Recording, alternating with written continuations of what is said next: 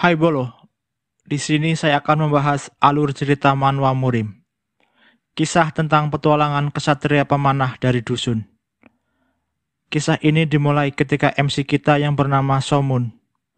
Sejak kecil dia dirawat oleh kakeknya. Dia dilatih memanah oleh kakeknya. Dia belajar teknik multi-shot. Ini adalah bentuk menembak atau memanah dengan banyak anak panah sekaligus. Sang kakek sendiri menjelaskan bahwa seorang tidak dapat menyebut diri mereka seorang pemanah, sampai mereka mampu melakukan trik multi-shot.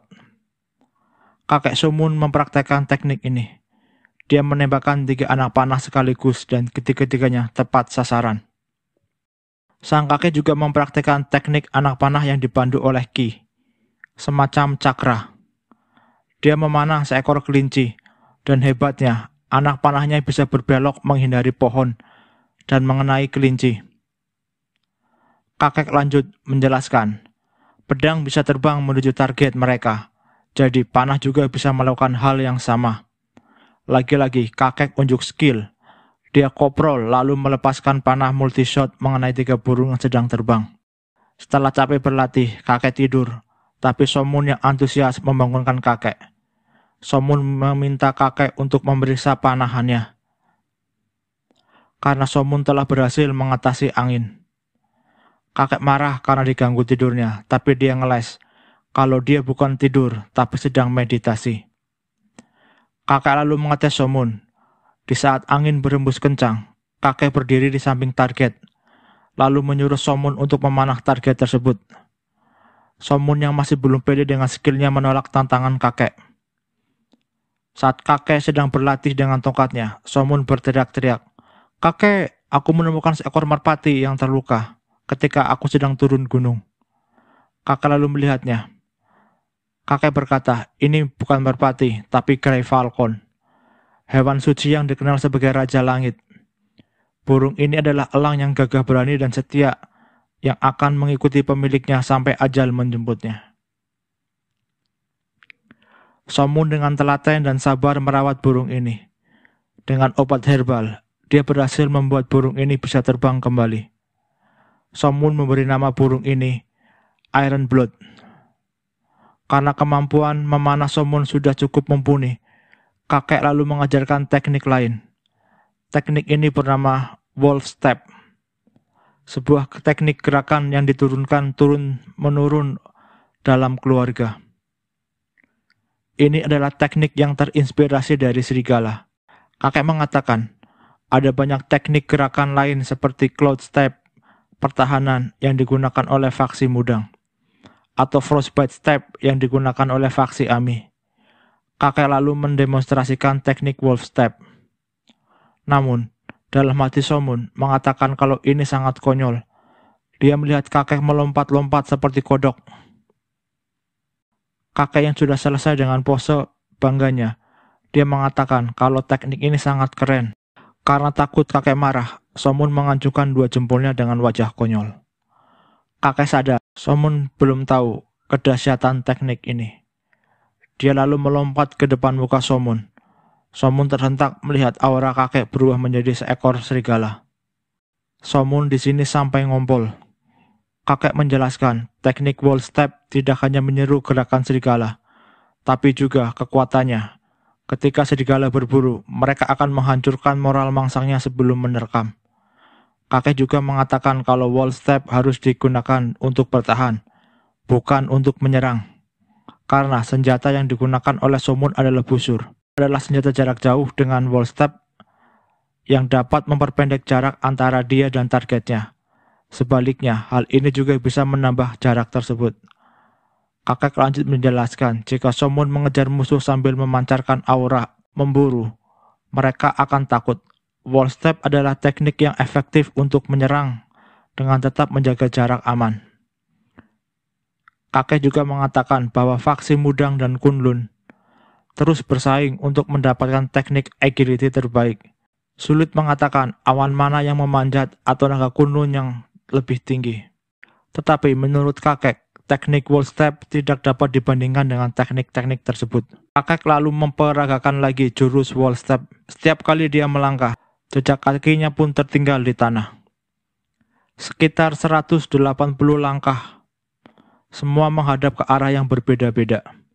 Jejak langkah ini sudah diatur dalam arah dan urutan yang digunakan oleh Wolstep. Somun lalu mengikuti gerakan menggunakan jejak langkah yang ditinggalkan oleh kakek.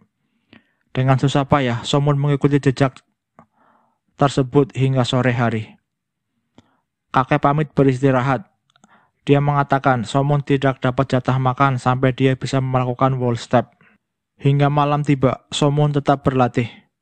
Kakek marah karena Somun butuh waktu seminggu untuk bisa menguasai jurus ini. Padahal, dalam hati kakek, dia memuji Somun. Karena ayah Somun yang dikatakan bocah ajaib saja, butuh waktu sebulan penuh, dan 1,5 bulan untuk kakek menguasai jurus ini. Kakek lanjut menjelaskan, ki batin Somun perlu mengalir dengan bebas ke seluruh tubuhnya. Bahkan, jika Somun sudah menguasai metode kultivasi mental terbaik, yaitu kultivasi sutra hati, Somun perlu memanfaatkannya dengan benar. Teknik ini sudah kakek ajarkan sejak Somun kecil untuk mencapai Dharman kosong. Somun harus menggunakan visualisasi sutra hati terlebih dahulu. Somun merasa ini sulit karena ki batinnya sangat lemah. Kakek keceplosan, rupanya dia membatasi ki batin Somun. Kakek mengelak, maksudnya ketika belum mencapai tingkat 10 dari visualisasi sutra hati, Somun tidak dapat menghasilkan banyak ki batin. Kekuatan sejati yang akan tercapai setelah melewati tingkat ke-10. Menurut kakek, Somun terampil, jadi dia tidak usah khawatir. Padahal dalam hati kakek tahu kalau Somun mencapai tingkat ke-8 dengan sangat cepat. Sehingga batasan itu bisa dilepaskan. Somun lanjut latihan, dia berdiri satu kaki di sungai dengan memegang batu. Di pundak dan kepalanya juga ada batu. Kakek menyuruhnya untuk stabil. Kakek lalu mempraktikkan teknik berjalan posisi seperti Somun tanpa menjatuhkan batu. Somun yang pantang menyerah, dia mencoba dari pagi sampai malam, hingga pagi hari lagi. Somun akhirnya bisa menyelesaikan ujian ini. Kakek lalu mengajak Somun ke dalam hutan. Kakek menyuruh Somun untuk mencoba mempraktekkan jurus Stepwolf di dalam hutan. Somun sangat mahir menggunakan jurus ini. Kakek lalu mengajak Somun pergi lagi ke sebuah gua dan menyuruh Somun untuk masuk ke dalam gua tersebut. Di dalam gua ada seekor serigala. Melakukan ini agar Somun tahu perbedaan antara situasi nyata dengan pelatihan. Kakek lalu menutup gua tersebut. Somun yang masih ketakutan ditinggal sendirian. Tiba-tiba serigala menerkam. Somun dengan jurus Wolstep-nya terus menghindar. Sambil terus menghindar, Somun mencari celah. Begitu dia menemukan celah, Somun langsung meninju perut serigala. Serigala yang terkena telak ini, kini dia ketakutan. Untuk menghemat energi, Somun bermeditasi. Saat malam tiba, kakek memberikan daging. Namun, daging tersebut malah dimakan oleh serigala. Selama 4 hari, Somun kelaparan. Dia hanya minum air yang menetes dari dinding gua. Selain kelaparan, Somun juga kurang tidur akibat berjaga-jaga. Takut serigala menerkam. Kakek mengirim daging lagi. Lalu Somun belajar dari pengalamannya. Kini Somun gesit mengambil daging tersebut. Energinya kini telah terisi kembali. Kini Somun dapat menangkap serigala tersebut dan dia tidur dengan nyaman. Kakek lalu masuk ke dalam gua. Kakek berbicara bahwa Somun hanya menguasai ki, bukan jiwa. Jiwa adalah ki pertarungan yang menghancurkan moral musuhnya. Kakek ingin Somun mengkultivasikan ki itu dengan hidup bersama serigala. Kakek akan menambah 1 serigala setiap harinya selama 100 hari lamanya. Kakek tidak akan memberi Somun makan lagi. Kakek hanya membekali Somun dengan 1 sangkur.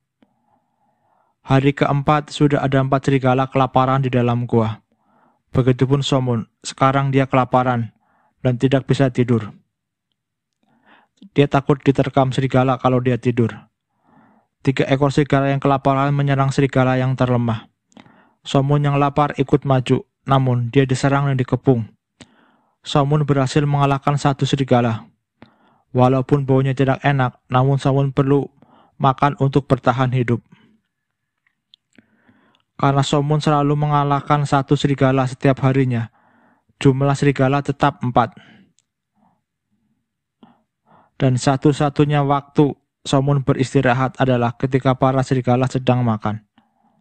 Somun sudah mengalahkan sekitar 90 serigala. Dia selamat karena kemahiran Step Wolf-nya telah sempurna. Kecepatannya kini sudah di level ekstrim. Tiba di hari ke-100, Somun dikeroyok 5 serigala. Dengan susah payah, Somun mengalahkan serigala tersebut. Aura memburu Somun memancar sangat kuat. Kakek membuka pintu gua. Burung Iron Blood terbang di atas kepala Somun, namun dia tidak mau hinggap di tangan Somun. Kakek menjelaskan, hal ini karena aura memburu Somun sangat kuat.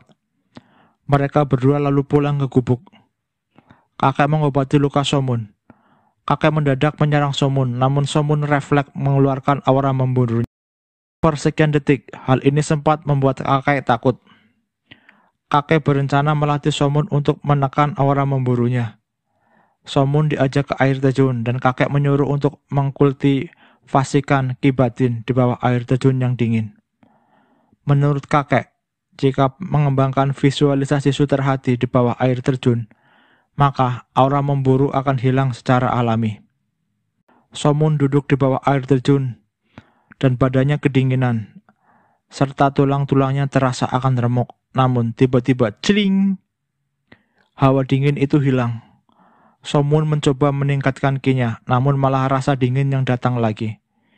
Kakek menyuruh Somun untuk berkonsentrasi dan percayakan kepada visualisasi sutra hati. Ayah Somun juga pernah sakit karena histeria kultivasi saat mencoba mengendalikan aura memburunya. Somun yang merasa akan koid tiba-tiba muncul aura dari dalam tubuhnya, dan dia bisa melanjutkan pelatihan tanpa rasa dingin. Setelah pelatihan, kakek menjelaskan bahwa teknik visualisasi sutra hati diciptakan oleh leluhur ke-6 Sekte Zen. Dia adalah kepala keluarga Huineng. Teknik ini tidak dibuat untuk prajurit, tapi untuk bisu yang lemah. Namun mengejutkan, biksu biasa yang mempraktikannya sepanjang hidupnya ternyata menjadi sangat kuat saat dia tidak sengaja menggunakan untuk pertempuran. Hari berikutnya, Somun berlatih di bawah air terjun. Visualisasi sutra hati adalah teknik yang dibangun atas fondasi untuk mengosongkan pikiran sepenuhnya. Inilah kenapa para prajurit tidak pernah bisa mencapainya, karena ketamakan mereka akan kekuasaan terlalu banyak. Somun mulai mengeluarkan kilatan aura di sekitar tubuhnya. Tiba-tiba, kakek melihat bunga triple apex di aura Somun. Ini adalah kekuatan tertinggi yang bisa diraih saat seseorang menerobos gerbang kehidupan dan kematian. Kini, Somun sudah mencapai kebangkitan 5 ki. Aura Somun bagaikan percikan listrik yang sangat indah. Kakek menangis bahagia melihat ini. Selesai pelatihan, sekarang burung Iron Blood sudah mau hinggap di tangan Somun. Time skip, kini Somun sudah berusia 17 tahun. Dan semua jurus telah kakek wariskan kepada Somun. Kakek mengatakan bahwa tembakan tanpa bentuk adalah puncak dari memanah. Dan seseorang yang mencapai puncak memanah, dia ada di antara leluhur mereka. Pagi-pagi buta, kakek menyuruh Somun untuk pergi ke desa Patriark, desa tempat leluhurnya bersembunyi, di Sungai Ilahi. Rahasia seni Wu Wei dan gaya pedang 3 kesatuan atau triple blade yang ditinggalkan oleh leluhur ke-13 ada di sana. Kakek lalu memberikan buku panduan kultivasi Ki Batin yang ditulis oleh leluhurnya. Somun berada di atas bukit telaga. Dia meminta izin kepada leluhurnya. Dia menyampaikan maksud dan tujuan untuk memenuhi tujuan keluarga agar mencapai kekuatan tertinggi. Somun sampai di depan jurang berkabut. Dengan akar pohon, dia menuruni jurang dan menemukan sebuah pintu kecil di tebing. Somun lalu masuk ke dalam gua tersebut. Dia disambut dengan aura binatang buas yang sangat kuat. Aura memburu yang sangat kuat ini membuat Somun juga mengaktifkan aura memburunya. Ada aura ki yang sangat kuat dan mendorong Somun keluar. Dengan susah payah, Somun berhasil masuk. Dia kaget, ternyata aura ki ini berasal dari 3 gambar. Di bawah gambar-gambar tersebut ada peti kayu. Somun lalu membuka dan isinya adalah busur panah. Busur ini sangat berat, sekitar 100 kg. Somun kesusahan untuk membawanya. Somun juga menemukan buku catatan. Penulis catatan ini memperkenalkan dirinya bernama Jin Yuk. Dia menyukai pedang daripada busur. Dia berumur 40 tahun, terlalu tua untuk mempelajari pedang. Seperti yang orang-orang katakan bahwa dia pandai dalam satu hal, tetapi tidak berarti dia pandai dalam hal lain. Karena dia sudah mahir memanah, tapi dia tidak menyerah. Selama 20 tahun dia mempelajari teknik pedang. Jin Yuk berhasil menciptakan gaya pedang triple blade. Jin Yuk percaya ini adalah gaya terkuat dari semuanya. Tapi, ada satu kelemahan besar dari gaya pedang ini. Jika ki batinmu lemah, maka kau akan pingsan karena menggunakan semua kimu hanya dalam satu pertempuran. Jika kimu lemah, akan sulit untuk mempelajarinya. Itulah sebabnya Jin Yuk memutuskan untuk membuat metode kultivasi untuk mencapai ki yang diperlukan. Memusatkan nafas adalah dasar dari semua metode kultivasi ki.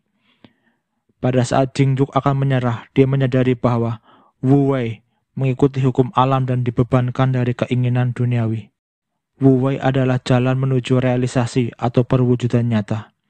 Jin Yuk akan menyerahkan nama gaya pedang triple blade kepada penerusnya. Metode kultivasi batin ini akan dinamakan seni Wu Wei. Somun sangat kagum membacanya. Di lembar selanjutnya, dia membaca tulisan dari Ulji Mukyuk. Mukyuk menulis, tidak seperti kakeknya, Mukyuk tidak suka pedang. Jin Yuk sangat bangga menjadi yang terbaik tanpa seni. Seni bela diri Mukyuk mengandalkan panah, menggunakan ki. Kapasitas ki Mukyuk sudah sebanding dengan 180 tahun. Jadi, dia yakin membandingkan seni bela dirinya dengan gaya pedang triple blade leluhurnya. Tetapi dia tidak bisa mengimbangi gaya triple blade leluhurnya tersebut. Namun dia senang meskipun Mukyuk kalah karena ini adalah seni bela diri dari leluhurnya. Karena Mukyuk lebih suka busur daripada pedang, dia membuat seni memanah yang akan melampaui panah yang dipandu oleh ki. Setelah banyak bekerja keras, Mukyuk berhasil menciptakan seni memanah terbaik. Namanya adalah tembakan tanpa bentuk. Sekali memanah, dia bisa menghancurkan tebing. Namun, tembakan tanpa bentuk tetap tidak bisa mengatasi triple blade yang tiada tara. Somun yang masih ragu apakah teknik ki batin dan puncak berburunya cukup. Somun lalu mengambil busur. Dia berpikir kalau busur biasa tidak mungkin bisa menahan ki tembakan tanpa bentuk. Jadi, dengan busur seberat 100 kg ini mungkin bisa. Sayangnya, Somun belum bisa menggunakannya karena terlalu berat. Dia lalu bermeditasi. Sudah 10 hari sejak Somun belajar seni Weiwu. Dia sudah mengumpulkan dan menggabungkan semua ki-nya ke semua inti. 2 ki berbeda ada di intinya sekarang. Itu mendorong begitu kuat. Kombinasi ki yang dihasilkan oleh visualisasi sutra hati dan seni Wu Wei. Seni Wu Wei benar-benar bukan lelucon. Kekuatannya sama dengan visualisasi sutra hati. Setelah berlatih 10 hari, kedua ki ini bentrok satu sama lain. Somun perlu memutuskan sekarang untuk berhenti atau lanjut pelatihan ini. Karena menurut kakek, banyak leluhurnya yang jadi lumpuh saat melanjutkan latihan. Somun lalu percaya pada visualisasi hati. Dia lalu mensirkulasikan Wu Wei. Somun merasakan tubuhnya seperti akan jebluk. Aura tubuhnya berkobar-kobar. Setelah rasa sakit ini, akhirnya Somun berhasil. Tanpa disadari, kini Somun duduk melayang. Dia mengambil busur. Sekarang busur itu terasa ringan. Dia mencoba memanah pohon. Panah Somun melesat menembus batang pohon. Somun kini sudah menguasai tembakan tanpa wujud dalam 2 minggu. Sekarang Somun akan berlatih jurus triple blade. Dia melayang masuk ke dalam gua. Untuk berlatih, Somun membuat pedang kayu. Dia menirukan gerakan yang ada di gambar. Tiba-tiba sepintas muncul pedang dari arah lukisan. Setiap dia melakukan gerakan, selalu muncul pedang. Dan untuk gerakan lukisan yang ketiga, muncul kilat yang menyambar. Somun sadar kalau lukisan pertama itu kecepatan, kedua itu tipuan, dan ketiga itu kibulan. Ini adalah bentuk tak bergerak setinggi langit seni Wu Wei. Somun belajar hingga malam. Total 6 bulan untuk jurus lukisan pertama dan 10 bulan untuk lukisan kedua. Sekarang, Somun hanya perlu belajar lukisan yang ketiga. 2 tahun lewat 3 bulan, waktu yang diperlukan untuk menguasai lukisan ketiga. Dengan dikuasainya jurus Triple Blade, Somun turun gunung ke tempat kakek. Somun sekarang hidup bersantai. Kakek menyuruhnya untuk mencari istri dan melanjutkan garis keturunan. Kakek mengatakan kalau istri Somun ada di Songyuan. Ketika Somun umur 4 tahun, kakek berkenalan dengan kepala keluarga Sichuandang dan mengatur pertunangan. Keluarga Sichuandang adalah keluarga terkuat di wilayah Sichuan. Mereka adalah salah satu dari 5 keluarga terkuat di Songyuan. Kakek memberikan plakat giok sebagai tanda kalau Somun itu menantu dari keluarga Dang. Kakek juga menyuruh Somun untuk membaca buku visualisasi sutra hati milik Shaolin. Sementara itu, di dalam hutan ada pemuda yang sedang dikejar-kejar. Kudanya terjatuh karena kecapean. Dia dikepung oleh Taru, kepala suku Baihe. Terjadi bayawan. Pemuda ini bernama Guyuk, wakil suku Yuku. Guyuk kalah. Dengan sikap kesatria, Guyuk berdiri bersila, sedangkan Taru bersiap dengan senjatanya. Tiba-tiba panah menancap di lengan Taru. Dari balik kabut, Somun muncul. Taru memperkenalkan diri. Somun malah acuh. Somun berhasil melumpuhkan Taru dan prajuritnya. Guyuk berterima kasih kepada Somun. Somun bertanya, "Di mana alamat Shaolin?" Guyuk menjawab bahwa ini akan memakan waktu perjalanan selama 20 hari. Sedangkan keluarga Dang di Sichuan memakan waktu 5-6 bulan perjalanan.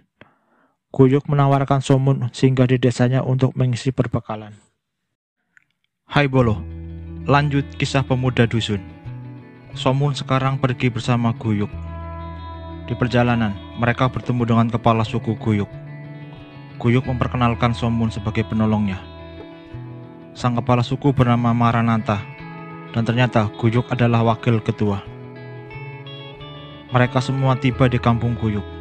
Guyuk menyuruh seorang penjaga muda bernama Mosat untuk mengawal Somun. Mosat menjelaskan pada Somun kalau ada 2 masyarakat di Xingzhuan. Satu diperintah oleh kaisar dan yang lainnya adalah masyarakat pejuang murim atau disebut Gangho. Guyuk pamit untuk pergi berperang melawan Baihe. Menurut Mosat, suku Baihe cukup kuat. Mereka 3 kali ukuran dari Yoko. Dan Mosat merasa mereka pasti akan dirigukan dalam perang kali ini. Dan benar saja, di medan pertempuran, jumlah suku Baihe lebih banyak dari Yoko. Namun mereka tidak gentar. Somun yang melihat pertempuran tersebut di atas tebing, dia merasa kalau suku Yoko akan kalah. Dia menyuruh Mosat untuk membawakan banyak ranting pohon.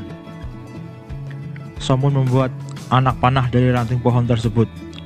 Sebenarnya Somun tidak ingin mengambil nyawa orang, namun untuk mengurangi jumlah korban jiwa, Somun mengincar para komandan suku Baihe. Kepala suku Baihe yang melihat ini memutuskan untuk menghentikan pertempuran dan bergegas mundur. Para pasukan Yoko segera merayakan kemenangan ini. Guyuk menemui Somun dan mengatakan kepala suku ingin bertemu dengannya. Tetapi Somun menolak, dia beralasan masih capek. Saat dia berbalik badan, Somun kaget melihat prajurit suku Yoko sedang membakar desa dan menangkap warga sipil. Mosat menjelaskan kalau ada pengkhianat di antara mereka. Somun heran, harusnya mereka hanya menangkap pengkhianat tersebut. Kenapa mereka menangkap semua warga dan membakarnya? Mossad menjawab kalau ini untuk menjual atau memperbudak mereka. Somun sangat murka melihat kejadian ini. Di tengah lapang, para warga sipil diadili oleh para petinggi, dan para petinggi sedang berpesta di sampingnya. Somun datang menemui mereka. Dengan wajah sangat marah, dia mengatakan kalau pertempuran sudah berakhir dan meminta para warga sipil untuk dibebaskan. Permintaan Somun hanya ditertawakan oleh para pemimpin tersebut. Dan Jenderal menantang Somun dan menyuruh Somun untuk pergi. Jenderal menyuruh prajuritnya untuk menangkap Somun. Dia juga melempar sangkur ke arah Somun. Namun, Mossad menghalangi sangkur tersebut dengan badannya. Mossad mengorbankan dirinya. Somun sangat murka. Dia mencabut sangkur dari tubuh Mossad dan melempar ke arah Jenderal. Hanya dengan satu lemparan membuat ledakan yang sangat besar. Kepada Goyuk, Somun lalu pamit pergi. Dalam perjalanannya, Somun ditemani oleh burung Ironblood. Somun berjalan naik turun lembah hingga tiba di hutan. Somun mengalahkan harimau. Dia membawa harimau tersebut ke desa terdekat. Ada orang yang menukar harimau tersebut dengan koin emas. Somun menerimanya. Somun pergi ke restoran, namun Somun ditolak karena penampilan Somun mirip dengan gelandangan. Somun lalu memberikan satu koin ke pelayan. Dia langsung baik kepada Somun. Pelayan tersebut lalu menyajikan makanan terbaiknya. Somun minta tolong pada pelayan untuk membelikan baju baru. Somun juga bertanya arah ke Sichuan. Pelayan mengatakan kalau jaraknya masih sangat jauh. Tetapi pelayan tersebut memberitahu bahwa ada beberapa orang yang sering pergi ke sana. Mereka adalah organisasi yang terdiri dari orang-orang yang disebut dengan agen pengawal. Pelayan ini memberikan saran agar Somun bergabung dengan organisasi pengawal, agar semua pengeluarannya ditanggung, dan dia memiliki rekan dalam perjalanan, serta dia juga mendapat uang dari bayaran. Dengan dipandu oleh burung Ironblood, Somun berhasil menemukan markas organisasi pengawal. Namun menurut staf perekrutan pengawal sudah berakhir. Dia menyuruh Somun untuk pulang. Somun sangat gigih memohon untuk diterima sebagai pengawal. Staf organisasi pengawal ini lalu menawarkan pekerjaan sebagai tukang penari gerobak. Somun setuju. 2 bulan lamanya Somun bekerja sebagai penari gerobak, hingga ada saat di mana saudagar menawarkan pekerjaan sebagai pengawal. Namun Somun menolaknya. Saat perjalanan mereka melewati daerah yang disebut dengan sarang mulut harimau. Di sini katanya banyak penyamun. Jalan ini diapit oleh 2 tebing yang sangat tinggi. Tiba-tiba dari semak-semak, Somun merasakan aura memburu yang kuat. Setidaknya ada 50 orang di dalam hutan. Jumlah ini 2 kali lipat dari jumlah pengawal. Benar saja, dari depan mereka muncul para bandit. Pengawal yang dipimpin oleh Li Jin, dan pemimpin bandit memperkenalkan dirinya sebagai Georok. Saat Li Jin dan Georok sedang bernegosiasi, tiba-tiba pecah pertempuran karena ulah anak buah mereka. Melihat hal ini, Somun naik ke atas gerobak dan melepaskan panah multishotnya. Panah Somun mengenai para bandit, dan melihat ini membuat para bandit kabur kocar-kacir. Li Jin mengapresiasi Somun. Dia mengangkat Somun menjadi pengawal. Mereka lalu melanjutkan perjalanan, dan saat tiba di lokasi, karena banyak pengawal yang terluka, Li Jin berencana untuk tinggal beberapa hari di daerah ini hingga para pengawal tersebut sembuh. Somun mendengar katanya kuil Shaolin ada di dekat penginapan mereka. Somun izin untuk pergi ke kuil Shaolin, dan saat dalam perjalanan Somun melihat banyak anak-anak kecil bermain dengan seni bela diri Shaolin. Somun akhirnya sampai di kuil Shaolin. Somun bertemu dengan biksu penjaga dan mengatakan niatnya untuk bertemu dengan pemimpin penjaga kuil Shaolin untuk mengembalikan buku Sutra Hati. Pemimpin penjaga kaget karena buku tersebut hilang dicuri setengah abad yang lalu. Mereka lalu memanggil ketua Shaolin. Somun dijamu oleh biksu Yung Oh. Dia adalah penanggung jawab pertahanan kuil Shaolin. Somun memberikan kitab sutra hati tersebut kepada biksu, dan para biksu bersyukur akan hal ini. Somun berbohong. Dia mengatakan kalau dia menemukan kitab tersebut di sebuah gua saat dia bertugas sebagai pengawal. Namun, tetua Sonjai mengatakan bahwa Somun adalah pembohong yang baik.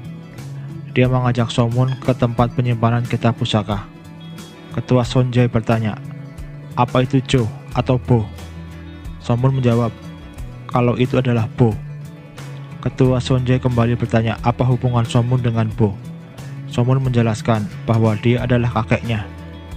Tetua Sonjai mengatakan kalau kakek Somun sangat luar biasa karena mampu menghindari semua serangannya. Tetua Sonjai kembali bertanya, "Apa Somun sudah menguasai sutra hati?" Somun menjawab bahwa itu tidak lagi berguna untuknya, jadi Somun datang untuk mengembalikannya. Mereka lalu bertemu dengan biksu yang bernama Mumu. Tetua Sonjai mengatakan kalau Mumu adalah dewa penjaga Shaolin generasi berikutnya. Ada dua legenda dalam sejarah Shaolin yang diketahui oleh semua orang. Yang diketahui oleh semua orang adalah pasukan 108 Nanhan. Pasukan 108 Nanhan Shaolin ini dibentuk oleh biksu Nanhan Jeon. Terdiri dari 108 biksu bela diri, pasukan terhebat tanpa kekalahan. 4 abad yang lalu, ketika kejahatan besar yang terkenal jahat, Gung si tukang daging membentuk klan darah. Tak ada yang menghentikannya saat dia merusuhi dunia persilatan. Tetapi dia kalah melawan pasukan 108 Nanhan. Berabad-abad yang lalu, iblis yang bersemangat menaklukkan semua kelas di Jiangnan, dikenal sebagai yang terkuat dalam sejarah jalan gelap. Namun dia juga kalah oleh pasukan 108 Nanhan. Sekitar 40 tahun yang lalu, seorang pejuang muncul mengalahkan pendeta darah yang membanggakan dirinya sebagai penguasa kegelapan. Segera setelah itu, iblis dari 9 sekolah, Dewa Guntur, dan Yulsa juga dieksekusi olehnya. Selama sekitar 3 tahun dia berkeliling di Xiangyuan untuk pertarungan ahli bela diri dari jalan gelap atau dark path. Semua kejahatan dikalahkan olehnya. Setelah 467 pertempuran, dia dikenal sebagai dewa di jalan gelap atau dark path para pendekar. Guyangpo, si pedang penghancur surgawi, orang yang mengikutinya datang bersama-sama untuk membentuk puncak pendekar jalan gelap, dan ini disebut Pacheon. Suatu hari dia menuju kuil Shaolin dan berhasil mengalahkan pasukan 108 Nanhan. Lalu biksu Shaolin meminta Gu Yangpong untuk bertemu dengan biksu pelindung kuil Shaolin. Biksu ini mengatakan dia akan menyerang Yangpong 3 kali dan menyuruh Yangpong untuk menghindarinya. Tetapi 2 pukulan biksu itu tidak dapat dihindari oleh Yangpong, dan Yangpong menyerah. Kini dia sadar bahwa di atas langit masih ada langit. Biksu dewa penjaga mengatakan bahwa jurus yang dia gunakan adalah jurus 3 pedang rangkap. Yangpong lalu pamit dan dia berjanji akan kembali suatu saat nanti. Saat itulah dunia jadi tahu dewa penjaga Shaolin. Tetua Sonjai lalu menyuruh Somun untuk memberikan pelajaran pada Mumu. Karena Mumu terlalu percaya diri dan ini membuatnya susah berkembang, Somun merendah dengan mengatakan kalau dia masih cerek. Namun akhirnya Somun mau bertanding melawan Mumu. Mumu mengeluarkan teknik Thousand Palms atau jurus tangan 1000. Somun terlempar ke tembok dan hidungnya berdarah. Somun mengeluarkan auranya. Saat Mumu akan menyerang, dia sudah terkena serangan Somun terlebih dahulu. Mumu lalu menggunakan jurus bertahan yang tidak bisa dihancurkan. Semua serangan Somun dapat ditangkisnya. Mumu menyerang balik dengan tendangan ke kepala Somun. Namun Somun dapat menangkis juga. Mumu lanjut menyerang dengan jentikan jari dewa. Dari jarinya keluar muncul petir-petir yang menyambar. Somun menghindari semua petir-petir tersebut. Somun dengan busur tanpa anak panah, dia melepaskan tenaga dalamnya. Serangan ini mengenai perut Mumu. Somun terus menyerang dan Mumu hanya bisa menghindar. Lalu tetua menghentikan Somun, tapi Mumu mengatakan kalau dia masih ada jurus yang belum dia keluarkan. Dia memohon izin untuk mengeluarkan jurus tersebut. Namun karena jurus tersebut belum dikuasai sepenuhnya oleh Mumu, tetua melarangnya. Ini adalah jurus pedang Dharma 3 rangkap. Lalu Somun mengatakan bahwa dia bisa menguasai teknik triple blade. Tetua meminta Somun untuk menunjukkan teknik ini. Somun meminta tongkat. Somun lalu mempraktikkan langkah kedua dari triple blade. Tetua terpelanjat melihat teknik ini. Demikianlah perjalanan Somun di kuil Shaolin. Somun lalu pamit pergi dari kuil Shaolin. Di dalam hutan, ada 3 orang yang terluka sedang berjalan menuju kuil Shaolin. Mereka kelihatannya pemimpin Pacheon. Salah satu dari mereka adalah Gu Yangpong. Dia kelihatan sudah tua dan berjalan dipapah karena terluka. Mereka sedang dikejar dan hendak meminta perlindungan ke kuil Shaolin. Tiba-tiba di hadapan mereka muncul orang dengan julukan Blood Flow Blade, Nine Gag. Dia berkhianat padahal dulunya bawahan Yangpong. Pasukan ninjanya yang biasa disebut Blood Slasher Corps juga muncul mengepung Yangpong. Bawahan Yangpong yang memakai caping bernama Dok Gojuk menyuruh Chen Lung untuk membawa Yangpong kabur. Sementara Dok Gojuk menahan mereka. Gojuk berusaha sekuat tenaga menahan para pengkhianat tersebut. Sementara Chun Lang kabur bersama Yangpong. Mereka berdua bertemu Somun yang sedang beristirahat di bawah pohon. Chun Lang menyuruh Somun untuk pergi karena bahaya sedang mendekat. Chun Lang mengatakan kalau orang-orang yang mengejarnya akan menghilangkan nyawa siapapun yang melihat mereka. Tiba-tiba Nine Gag dan pasukannya muncul di hadapan mereka. Chun Lang memohon agar mereka melepaskan Somun. Namun permintaan ini ditolak oleh Nine Gag. Chun Lang lalu Baiwan melawan Nine Gag. Somun yang melihat pertarungan ini sadar kalau Chun Lang lebih kuat dari Mumu. Mereka berdua bersiap mengeluarkan ulti masing-masing. Chun Lang mengeluarkan skill Blood Rain. Dia berputar layaknya tornado. Chun Lang berniat mengalahkan Nine Gag dengan mengorbankan nyawanya. Sayangnya serangannya dapat dihindari oleh Nine Gag. Chun Lang ambruk karena kehabisan mana. Saat Nine Gag akan mengusik-usik Yangpong, Somun mengeluarkan aura memburunya. Semua pasukan Nine Gag bersiaga. Somun lalu menarik busurnya dan melepaskan tenaga dalam. Nine Gag dan pasukannya menyerang Somun. Namun Somun dengan mudah mengalahkan mereka. Walaupun mereka mengeluarkan formasi bertahan, panah tenaga dalam Somun dapat menembusnya. Digambarkan, serangan Somun dapat merubuhkan pohon-pohon besar di hutan. Nine Gag akhirnya kabur mundur bersama dengan pasukannya. Somun melihat luka Yangpong dan dia pergi ke kuil Shaolin dengan sangat cepat untuk meminta obat. Di kuil Shaolin dia bertemu dengan tetua dan memohon obat. Tetua memberikan obat ajaib yang bernama palet surgawi pada Somun. Somun lalu pamit pergi. Somun sampai di tempat Yangpong dan dia memberikan obat tersebut. Yangpong kaget melihat Somun membawa obat pelet surgawi yang sangat langka. Yangpong lalu meminumnya. Somun membuat tandu dan membawa Yangpong. Yangpong yang sudah dikhianati tidak punya tempat tujuan lagi. Yangpong ingin ikut bersama Somun sebagai agen pengawal saudagar. Somun belum tahu siapa sebenarnya orang yang dia tolong. Mereka tiba di markas pengawal. Yangpong menyamar dan memberitahu penjaga namanya adalah Ulji Gung. Dia mengaku terluka karena terpeleset di jurang dan ditolong oleh Somun. Somun heran karena biasanya peraturan agen sangat ketat, tapi mengapa kali ini mereka dapat masuk dengan mudahnya. Penjaga mengatakan kalau bosnya berhutang budi banyak kepada kakek Yangpong dan membiarkan mereka masuk. Mereka lalu bekerja melakukan pengawalan. Saat dalam perjalanan, entah mengapa para pengawal tertawa karir setiap Yangpong mengeluarkan jokes-jokesnya. Sementara itu, Nine Gag melapor kepada atasannya bahwa Yangpong berhasil melarikan diri.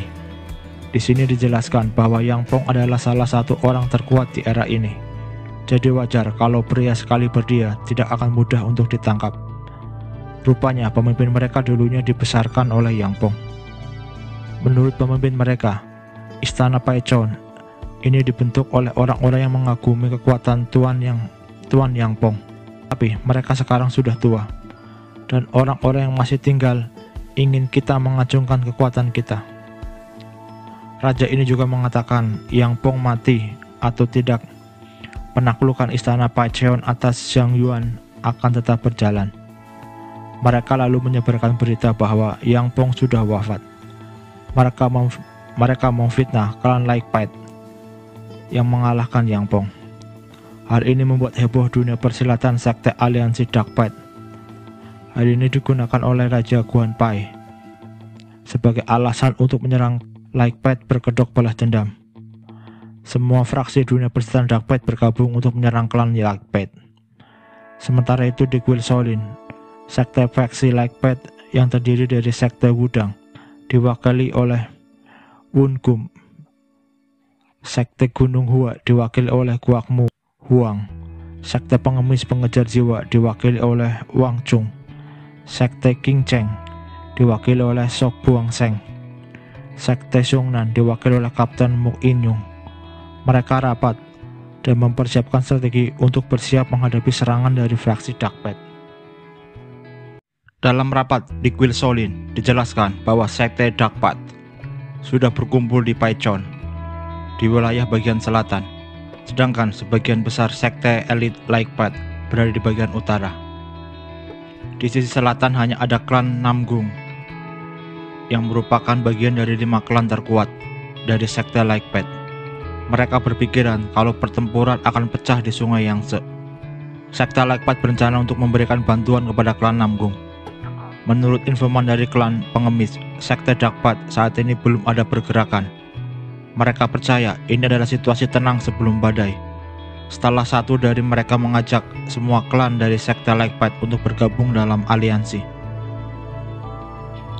Mereka membentuk aliansi dan mereka menyebarkan berita ini ke semua klan. Mereka membuat kesepakatan. Pertama, koalisi akan dibentuk untuk melawan Istana Paichon. Koalisi hanya bersifat sementara dan akan bubar saat situasi selesai. Kedua, Shaolin yang akan memimpin koalisi. Ketiga, setiap klan harus mengirimkan murid-murid terbaiknya. Keempat, setiap klan harus mematuhi keputusan aliansi. Intelijen aliansi melaporkan bahwa pihak klan Darklight sudah melakukan pergerakan. Armada pasukan koalisi berlomba dengan waktu untuk pergi ke klan Namgung. Sementara di Isbung, raja mereka masih denial. Bro berpikir kalau sekte Dark Pit tidak akan menyerang mereka. Tiba-tiba anak raja berlari ketakutan. Dia dan permaisuri ambruk bersamaan. Raja ini sangat murka. Ini adalah ulah dari klan Blood Shadow, adalah sekelompok pasukan elit dari Istana Paichon yang ditakuti. Raja lalu mengambil tombaknya. Mereka lalu baywan. Mereka jual beli pukulan dan mengeluarkan ultinya masing-masing. Namun rupanya raja tersebut kalah. Sementara itu di Istana Paichon, pemimpin sekte Dark Pit mendapat laporan kalau pasukan mereka telah menangkap klan dari Lake Pit dekat Fujian, khususnya Jiangxi, Guangdong, dan Zhejiang. Klan Lake Pit dari utara mungkin belum tahu tentang hal ini. Klan Beggars yang merupakan mata dan kaki Lake Pit telah berhasil dikalahkan oleh mereka. Dan klan Dark Pit sudah memanipulasi informasi dan mengirimkannya dengan merpati pos dari klan Beggars. Hal ini pasti akan membingungkan sekte Lake Pit. Rencana besar sekte Dark Pit berjalan lancar saat ini. Sementara itu, di satu tempat seorang pendekar bernama Jin Ah sedang berlatih jurus pedang Blue Sky. Dia berlatih di atas pohon bambu. Namun, dia belum dapat menguasai jurus tersebut dengan sempurna. Kakeknya menjelaskan bahwa Jin Ah menguasai seni pedang Blue Sky yang tak terbatas. Jin Ah baru saja memasuki tahap pertama dari sublimasi. Jika Jin Ah ingin mencapai puncak sublimasi, Jin Ah harus menguasai jurus Imperial Sword. Kakek juga mengatakan kalau ada banyak orang di distrik pusat yang telah mencapai tahap Imperial Sword seperti kakeknya. Di antara orang-orang itu, master dari Void State A adalah Gu Yang Pong dan Master Shaolin yang mengalahkannya. Dikatakan bahwa seseorang melewati keadaan hampa, orang tersebut dapat melukai orang hanya dengan sebuah pikiran. Ini disebut sebagai kondisi hidup dan mati. Tetapi belum ada yang mencapai hal ini. Itu mustahil untuk dicapai, kata kakek. Kakek lalu menantang Jin Ah untuk meraihnya. Jin Ah menerima tantangan kakek. Sementara itu, koalisi Light Path sedang kebingungan menghadapi pergerakan dari Dark Path. Mereka harus segera mengumpulkan klan Light Path di provinsi Hunan, karena jika musuh menyerang akan sulit untuk ditangani. Sementara itu, 4 klan dari keluarga terkuat, keluarga Hangbo di utara dan keluarga Habuk telah bersatu dengan keluarga Sungge dan telah menyeberangi sungai Yangtze. Untuk keluarga Sichuandang, tetua Dang Chongho sedang berjalan memimpin pasukan elit mereka di Hunan dan mungkin akan tiba dalam beberapa hari. Tiba-tiba, seorang pahit masuk dan mengabarkan bahwa sekte Dark Path sudah mengalahkan klan Fujian, Guangdong, Jiangxi, dan Zhejiang. Mereka menyerang dengan kecepatan penuh menuju provinsi Hunan. Ada satu klan sekte Berges yang selamat. Dia melaporkan bahwa pesan merpati pos yang dikirim dari anggotanya di Fujian yang sedang mengawasi musuh mengatakan tidak ada lagi pergerakan yang tidak biasa. Tetapi tiba-tiba ada serangan 2 hari yang lalu dan hampir semua orang telah kalah, termasuk pemimpin peternakan. Pemimpin cabang mengirimkan dia ke sini sebelum dia wafat. Kakek dan Jin Ah masuk ke dalam diskusi. Koalisi mengatakan mereka harus mengulur waktu di Hunan. Jika mereka dapat bertahan selama 5 hari, mereka akan selamat. Mereka bertekad untuk tidak lari dan menghadapinya. Untuk saat ini, koalisi hanya mempunyai 800 prajurit. Namun, Paichon memiliki pasukan 3 kali lipat lebih banyak. Jumlah, koalisi berencana melancarkan serangan gerilya. Untuk serangan ini harus dilakukan oleh pasukan yang ahli dalam bidang steel art. Operasi ini harus cepat menyerang dan mundur dengan cepat juga. Mereka lalu menulis siapa murid mereka yang mereka rekomendasikan. Berita tentang kekalahan koalisi di selatan sampai pada rombongan Somun. Rombongan ini tidak mau ambil risiko untuk pergi ke Sichuan. Somun lalu pamit pergi ke Sichuan seorang diri. Pemimpin agensi juga memberi Somun uang untuk bekal. Tanpa Somun duga, Po Yang Pong ikut dengannya. Walaupun sudah Somun usir, dia tetap mengikuti Somun. Meskipun ngedumel, Somun tetap membawa kakek Yang Pong. Mereka beristirahat di warteg sambil makan dan mendengar kabar kalau istana Pacheon sudah menyapu wilayah selatan. Yan Pong makan bakpao dengan sangat banyak. Mereka lalu melanjutkan perjalanan ke Gangho, yang sepertinya akan terjadi pertempuran di sana. Kakek Yang Pong mengatakan karena keluarga Nanggung diserang, jadi keluarga Dang pasti akan mengirimkan bantuan. Mungkin saja calon istri Somun ada dalam pasukan tersebut. Kakek Yang Pong menyarankan Somun untuk pergi ke kuil Shaolin, karena istana Pacheon adalah pimpinan dari Dark Path. Mereka berusaha untuk menguasai Zhongyuan. Jadi, sekte Light Path tidak akan berdiam diri saja. Mereka membentuk koalisi dan akan mengirimkan bantuan ke klan Namgung. Jika Somun bergabung dengan pasukan bantuan, maka Somun bisa bertemu dengan calon istrinya.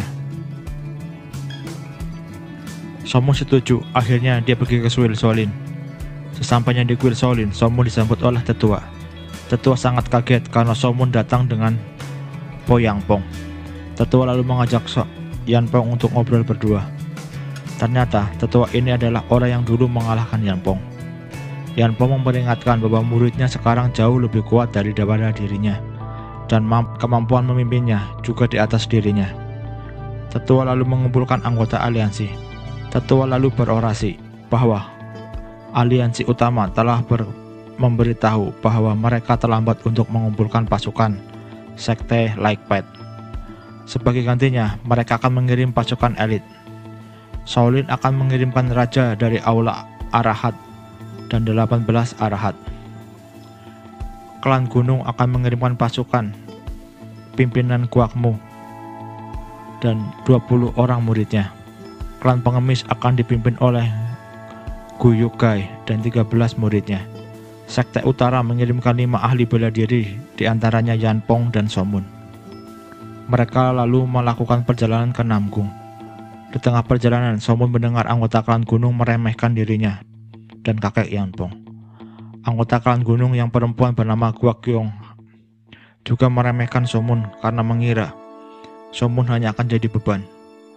Somun yang mendengar ini hanya bisa bersabar. Di tengah perjalanan mereka bertemu dengan klan Mudang yang dipimpin oleh Ungyung. Mereka lalu melanjutkan perjalanan bersama. Anggota klan memuji kemampuan memanah Somun karena hal ini. Mereka mendapat daging untuk dimakan. Tapi si cantik Guakyong tetap saja meremehkan Somun. Mereka ngobrol sambil makan di depan api unggun. Somun dan Guakyong saling menyindir. Guakyong yang terpancing mengarahkan senjatanya ke Somun. Tetapi para ketua menyuruh Guakyong untuk menurunkan senjatanya. Guakyong menurut dan pergi.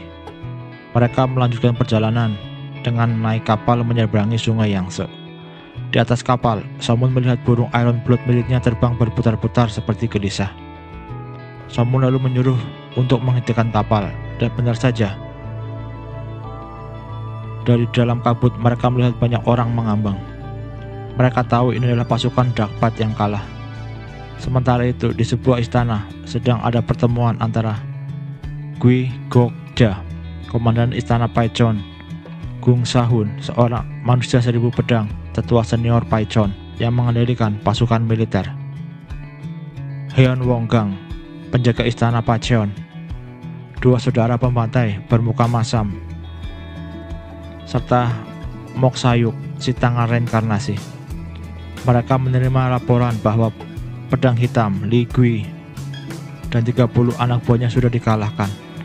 Mereka yang hadir di rapat kaget karena mereka tidak menyangka kalau sekte Laikpet akan melancarkan serangan ke Dilia. Gui Gokja, sang ahli strategi, mengusulkan untuk menyerang klan Namgung malam ini. Namun, katanya ada sebuah camp yang sangat kuat di dekat keluarga Namgung. Tetapi Gui Gokja telah menyusun rencana rahasia. Dia berencana melumpuhkan camp di dekat Namgung dengan sebuah bahan peledak. Mereka lalu menyusun posisi. Gui Gokja mengutus korps penebas darah untuk menyerang terakhir. Tiba-tiba dia mendapat kabar dari intelijen bahwa sekte Laikpat sedang mengumpulkan pasukan dan partai besar telah turun dari kapal. Mereka telah melewati sungai Yangtze. Gui Gokja merencanakan untuk menyergap mereka. Mok Sayuk, si tangan reinkarnasi, yang akan menyergap mereka. Dia juga membawa pasukan busur merah sebagai tambahan pasukan. Sementara itu, di medan pertempuran, pasukan Mubaik, si tangan beracun, dia disekap oleh Namgung Jin dan pasukannya. Pasukan sekte Dakpat dapat dikalahkan oleh Namgung Jin dengan mudah. Dia juga berhasil mengeliminasi Mubaik. Namun, dari semak-semak muncul pasukan yang dipimpin oleh pedang Yonglo Wang, Heon Wonggang. Heon Wonggang, dia besar dari grup pemilihan pedang jalur hitam. Dia diasingkan dari Gang Ho pada umur 20 tahun. Dia adalah sosok legendaris yang hanya tunduk pada pimpinan istana Paichon, Gu Yangpong. Seni pedang Yonglo Wang miliknya bahkan mempesona Gu Yangpong. Meskipun dia berada di sekte Dakpat, namun sifat kesatriaannya, dia bahkan diakui oleh pejuang dari fraksi Laikpet. Wong Yewon mengatakan dia tidak akan menyakiti mereka dan menyuruh mereka untuk menyerah. Dia bahkan akan bertanggung jawab untuk nyawa Jin dan pasukannya. Namun tawaran itu ditolak oleh Namgung Jin. Dia menantang duel Wang Yewon. Namgung Jin terbang melancarkan jurusnya, namun semua jurusnya andalannya tidak ada yang mengenai Wang Yewon. Jin lalu mengeluarkan ulti seni pedang surgawi tak terbatas, jurus ketiga, harmoni surgawi, namun serangan tersebut dapat dengan mudah dipatahkan. Jin kalah, lalu Wang Bojang maju menggantikannya. Dia menyuruh anggota yang lain untuk kabur membawa Jin. Wang Bo langsung mengeluarkan ultinya, jurus telapak tangan petir penghancur langit. Namun sekali tebas, Wang Bo langsung KO. Sementara itu di dalam istana Namgung, mereka mendapat perwakilan dari istana Pacheon, Master En Sai Chung, Master Aula Energi Gelap. Perwakilan ini menyampaikan bahwa agar pihak istana Namgung untuk menyerah, agar tidak ada banyak korban yang berjatuhan. Namun hal ini hanya ditertawakan oleh pimpinan klan Namgung. Mereka saling mengancam.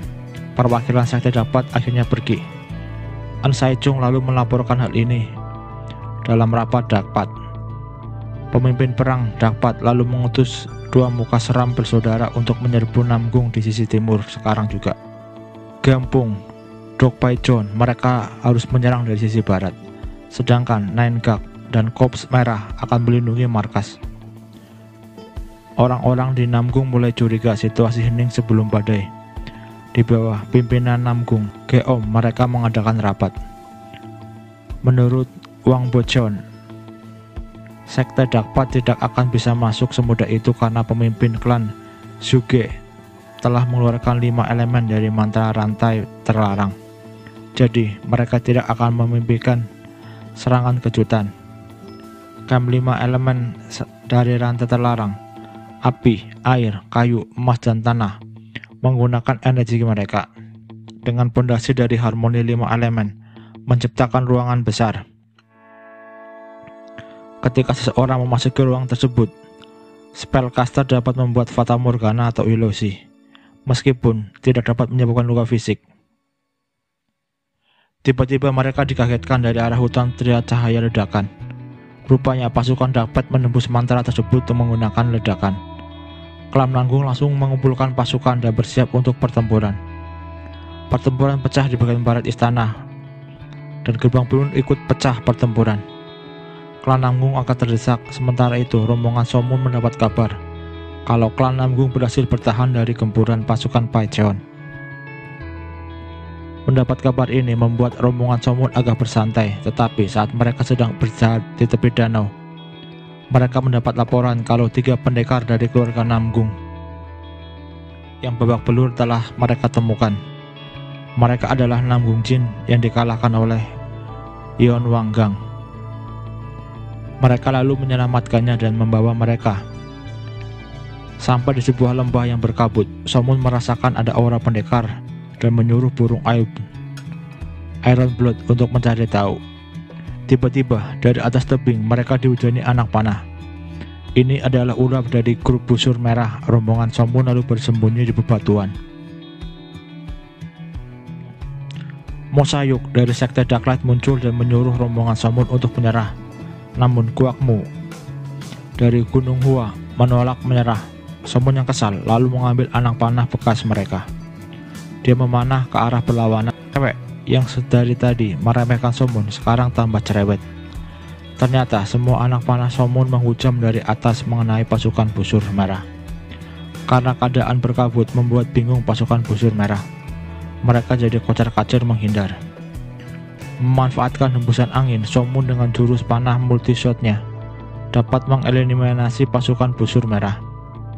Si cewek yang cerewet sekarang mengumpulkan anak panah dan diberikan kepada Somun. Ada satu pasukan busur merah yang bisa menggunakan panah ki. Dia memanah batu tempat Somun berlindung. Batu itu meledak. Untuk melindungi yang lain, Somun sengaja ke tengah. Dia jadi sasaran empuk para pemanah. Namun saat dia dipanah, Somun malah berhasil menangkap semua anak panah tersebut. Somun berhasil mengumpulkan banyak anak panah. Somun melakukan serangan balik. Saat pengguna panah ki mengincar Somun, malah Somun kehabisan anak panah. Ada satu anak panah yang mengarah Somun. Somun lalu menggunakan teknik panah ki. Tanpa anak panah, dia berhasil mencegat anak panah musuh dan meledakkannya. Semua orang terperangah melihat kehebatan Somun. Tanpa sadar, Somun ternyata bisa menggunakan teknik telepati untuk berkomunikasi dengan rekan-rekannya. Somun akan menekan para busur merah. Jadi di waktu yang bersamaan, pendekar klan akan menaiki tebing dan mengeliminasi musuh. Somun lalu menyerang dengan anak panahnya, sementara para pendekar lari ke tebing musuh. Somun berhasil mengalahkan pemanah yang menyerang pendekar aliansi. Para pendekar kini berhasil mencapai bukit. Somun berhadapan langsung dengan Mo Sayuk. Mereka berdua lalu pergi untuk Baewan. Pasukan ninja Paicheon dan pasukan aliansi lanjut bertempur. Somun dengan busurnya Baewan dengan Mo Sayuk. Namun panah Ki Somun dapat dihindari oleh Sayuk. Sayuk lalu melemparkan pedangnya ke arah Somun. Somun berhasil menghindarinya, namun pedang itu berbalik arah dan mengejar Somun lagi. Somun tahu skill ini bernama Ki Pengarah Pedang. Seni pedang top dari para jagoan pedang. Somun mengakui kemampuan Sayuk. Kini Somun memungut pedang dari tanah dan mempersilahkan Sayuk untuk menyerang lagi. Lagi-lagi Sayuk melempar pedangnya. Somun berhasil menangkis pedang Sayuk hingga pedang Sayuk patah jadi dua.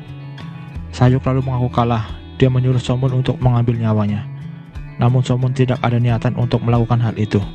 Somun meminta tawanan dari sekte Like-Path untuk dibebaskan. Dia lalu pergi meninggalkan Sayuk. Pasukan koalisi juga sudah berhasil memenangkan pertempuran.